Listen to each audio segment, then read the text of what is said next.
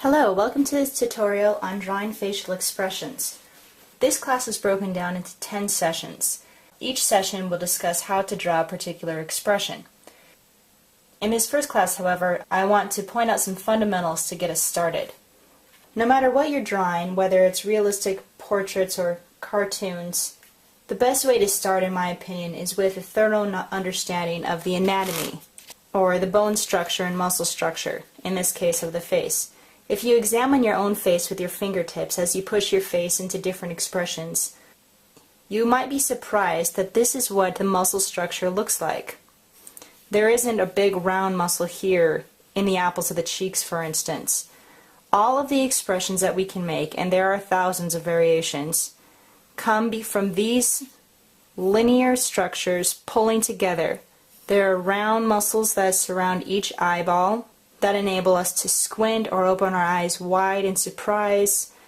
And you'll notice how these muscles in the cheek are 4 straight segments that attach the muscle of the lip to the muscle of the eye, which means that whenever you have involvement of one feature of the face, more likely than not you'll have involvement of the entire face. The cheeks are connected to the eyes, which are connected to the mouth. The mouth is connected to the chin by these similar muscles.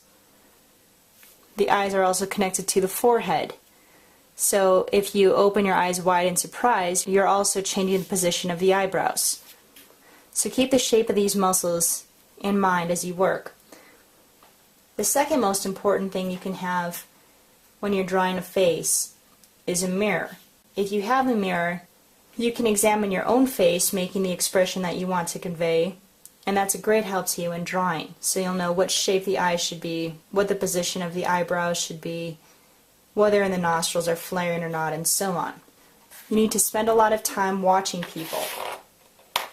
Pay close attention especially to how the eyes, mouth, and eyebrows change in different positions, because these features change the most from expression to expression, so if you get them right, you're not going to go far wrong in the rest of your face. If people are absent and you need something to look at that's not always changing, like your face, an expression wheel is another good thing to make. I'll pan out here so you can see. My expression wheel is made up of 3 circles of paper. The largest circle has the mouths on it. The second largest has the noses, and then I have the eyes on top of that. So if you take a scrap of paper and mark off the position of each eye, the width of each eye, the width between, and the next eye, do that all around the first ring, then sketch the different eyes given those guidelines. Remember that eyes are about an eye's width apart. Once you have your expression ring created, it's just a matter of moving the features around until you find the expression that you're looking for. So here, for instance, I have angry eyes. I know that they're angry because the lines are slanting down and the eyebrows are slanting down. The eyebrows wrinkle together and they form these creases in the brow line. These eyes are more relaxed or sad depending on how the mouth looks. The eyebrows are in a relaxed position. The top line of the eyes is pointed downward instead of angling in. Here we have hopeful eyes, or eyes that are peaceful. Depending on how the mouth looks, the person might look perturbed, confused, or just kind of at peace. Eyes looking down can be coy, tired, puzzled, or flirtatious depending on the position of the mouth. Now when it comes to how the nose changes things, here we have a sneering nose, because one nostril is higher than the other. And then you can have flared nostrils that convey annoyance or disgust, or even rage. But the only part on the nose that moves is the nostrils. So those are going to flare or raise with expressions. Most of the changing is going to happen in the eyes and the eyebrows and the mouth. Even leaving the nose out completely, you can still get a good sense of what the expression is just by looking at the eyes and mouth. So here we have angry, sad or disappointed. Here's even more sad, you can tell by the shape of the eyes. Here's happy, terrified,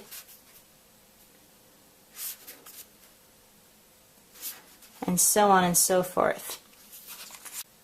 But facial expressions are not just as simple as a smile means the curves of the mouth are pointed upward, and a frown means that they're pointed downward. Everyone's smile has a different shape.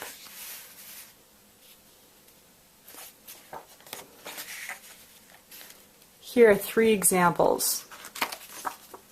This little boy is smiling, and the corners of the mouth are going fairly straight out. The overall shape is an oval.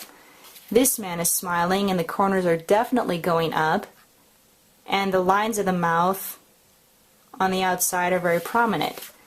This girl is smiling. The lines on the outside of the mouth are almost invisible. The lines are going up, but only slightly. But you can tell how the muscles of the chin are involved in this smile because there's a pull here, on the side here, and here at the edge of the chin. So even in one expression, there are many, many variations. And the key to capturing realistic expressions is therefore always going to be close and careful observation of many different people combined with a lot of practice drawing those expressions. But now that we've examined the anatomy and we know some ways to get us started, let's move on to the first class, drawing a smile.